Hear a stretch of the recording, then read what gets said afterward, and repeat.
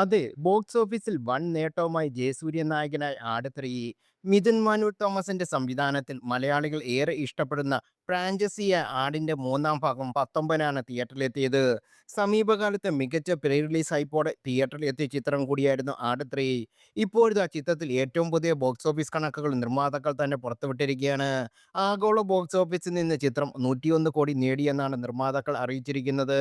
ജയസൂര്യയുടെ ഇതുവരെയുള്ള കരിയറിലെ ഏറ്റവും വലിയ വിജയമായ ചിത്രം അദ്ദേഹത്തിന്റെ ആദ്യ 100 കോടി ക്ലബ്ബ് ചിത്രം കൂടിയാണ്. ഇതോടെ മലയാളത്തിലെ സോളോ ഹീറോയിൻ ചിത്രം 100 കോടി ക്ലബ്ബിൽ നടത്തുന്ന 9ാമത്തെ താരം കൂടിയായി മാറിയിരിക്കുകയാണ് ജയസൂര്യ.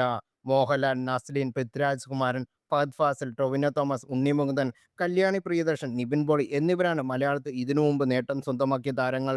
2016 പുലിമുരുകൻ എന്ന ചിത്രത്തിലൂടെ മോഹൻലാലാണ് മലയാളത്തെ 100 കോടി ക്ലബ്ബിൽ തുടക്കമിട്ടത്. മഞ്ഞുമൽ ബോയ്സ്, 2018 അടക്കമുള്ള മൾട്ടിസ്റ്റാർ ചിത്രങ്ങൾ 100 കോടിക്ക് മുകളിൽ പോയ ചിത്രങ്ങളാണ്. മലയാളത്തെ 100 കോടി ക്ലബ്ബിൽ ഇടം പിടിക്കുന്ന 14ാമത്തെ ചിത്രം കൂടിയാണ് ആട് 3. ബിഗ് ബജറ്റ് എപ്പിക് ഫാന്റസി ചിത്രമായി എത്തിയ ആട് 3 വിജയ് ബാബുവിന്റെ ഉടമസ്ഥതയിലുള്ള ഫ്രൈഡേ ഫിലിം ഹൗസും വേണു കുന്തമ്പള്ളിയുടെ നേതൃത്വത്തിലുള്ള കാവ്യ ഫിലിംസ് കമ്പനി എന്നിവർ ചേർന്നാണ് നിർമ്മിച്ചിരിക്കുന്നത്. മലയാള സിനിമയിലെ ചരിത്രത്തിലെ തന്നെ ഏറ്റവും വലിയ ചിത്രങ്ങളിൽ ഒന്നായ ആട് 3 പ്രേക്ഷക മുന്നിൽ എത്തിയിരിക്കുന്നത്.